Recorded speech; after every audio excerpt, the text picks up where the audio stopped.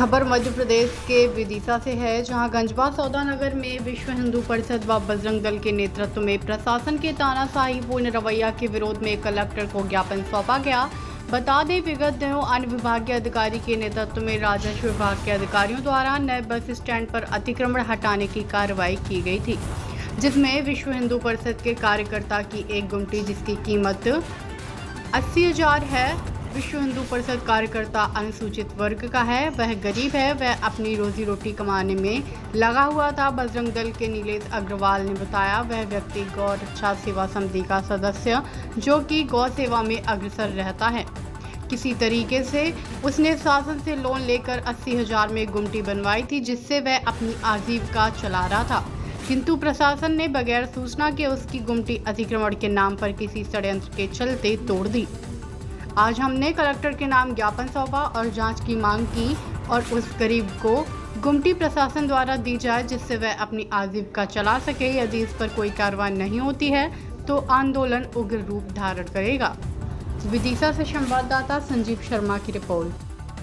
प्रदर्शन किया, ज्ञापन दिए, किस संदर्भ में आपने? आज का जो प्रदर्शन है, परसों प्रशासन द्वारा एक सुनियोजित तरीके से हमारा टोनी अरवार जो जिले का गोरक्षा प्रमुख है, काफ़ी वर्षों से निस्वार्थ भाव से गाय की सेवा में और हिंदुत्व की रक्षा के लिए काम कर रहे हैं। किसी योजनाबद्ध तरीके से षड्यंत्र के तहत उनका जो आजीविका के लिए उन्होंने सरकार से लोन लेके गुमटी रखी थी, उसको प्रशासन ने तोड़ दिया गया अतिक्रमण के नाम पे। हम शासन प्रशासन से मांग करते हैं कि भाई, अगर कोई कार्यकर्ता अगर कोई गलत कर रहा है, कोई अतिक्रमण कर रहा है, तो एक तरीका है सूचना देने का या नोटिस देने का।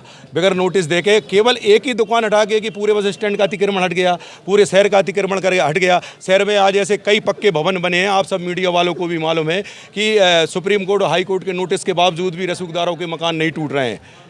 तो कुल मिला के एक गरीब, दलित, वंचित वर्ग के व्यक्ति के साथ आप इस तरीके से कार्रवाई कर रहे हैं, वो भी एक हिंदुत्व का काम कर रहा है।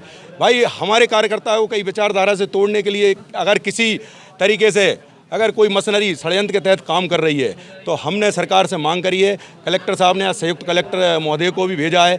हम इसमें निष्पक्ष जांच की मांग करते हैं। और जो भी हमारे एक बघेल बंधु हैं जिनका SGS के दर खोका रखा था, चाहे हमारे टोनी भाई हैं, ये सब बेरोजगार हैं। सरकार एक तरफ बेरोजगार को 10,000, 20,000, 50,000 लोन दे रही है, और दूसरी तरफ प्रशासन के लोग उनके जो दुकान है उन्हें तोड़कर अतिक्रमण में 1,500 रुपये में वो खोका बिकवा रहे हैं। तो दोहरी नीति नहीं चलेगी। आप अगर रोजगार दे रहे हो तो कम से कम बेरोजगारों की सुनो।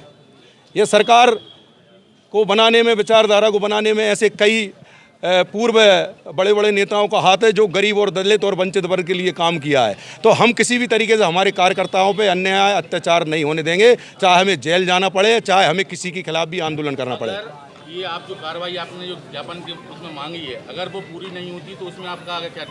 भाई, लोकतंत्र है, लड़ाई तो फिर लड़नी पड़ेगी, वो लगातार आगे भी लड़ाई लड़ेंगे, ठीक है ना भाई। सोशल मीडिया के माध्यम से भी, ज्ञापन के माध्यम से भी हम वरिष्ठ अधिकारियों को और संगठन में भी ऊपर सबको बता दिया है कि इस तरीके से गलत काम हुआ है। कार्यकर्ताओं पे आरोप लग रहा है कि 2.5 लाख में खोका बेच रहे हैं। अगर 2.5 लाख में अगर कोई खोका लेगा तो कार्यकर्ता क्यों अपना लोन लेके दुकान रखेगा? सरकार आपकी विचारधारा की है, उसके बाद आपके ही लोगों पे कार्रवाई हो रही है, जो आप बता रहे हैं। जी। तो क्या आप चाह रहे हैं कोई किसी? बिल्कुल, वास्तविकता में सही है। विचारधारा की सरकार है, और विचारधारा की सरकार के नाते आज हमारे दलित, वंचित वर्ग के कार्यकर्ता के साथ इस तरीके से कार्य हुआ है। ये एक षड्यंत्र है। हमारे कार्यकर्ताओं को हमारे से ही तोड़ने का एक षड्यंत्र है, तो उस षड्यंत्र को हम किसी का सफल नहीं होने देंगे। और ये भी हम बताना चाहते हैं, ये किसी एक व्यक्ति या सपा, बसपा या कांग्रेस की सरकार नहीं है, ये एक विचारधारा की सरकार है। इसे पूरे कार्यकर्ताओं ने खून पसीने से सींचा है। तो किसी भी कार्यकर्ता का ना तो सरकार बुरा चाहेगी, ना संगठन चाहेगा। जहाँ भी हो सकेगा हम लड़ाई लड़ेंगे, संघर्ष करेंगे। जैसे कार्रवाई होगी या नहीं होगी? बजरंग दल ने किस कारण से प्रदर्शन किया?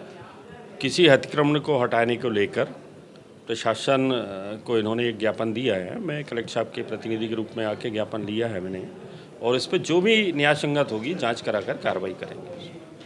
आगे भी ऐसी उनको बहुत सारी शिकायतें बोल रहे हैं किसी अधिकारी के विषय में, तो उस पर भी कुछ जांच? नहीं, ऐसा आज तो ऐसे कोई मुद्दा नहीं आया है। 2-3 मुद्दे उन्होंने बताए हैं, उसको भी संज्ञान में लिया है। वो इसमें भी जो भी हो सकता है न्याय संगत, उसमें भी कार्रवाई करें। कितने दिन का समय दिया है? नहीं, अभी ऐसा टाइम तो नहीं है। कलेक्टर साहब इसकी जांच कराएंगे, जरूर कार्रवाई होगी इसमें।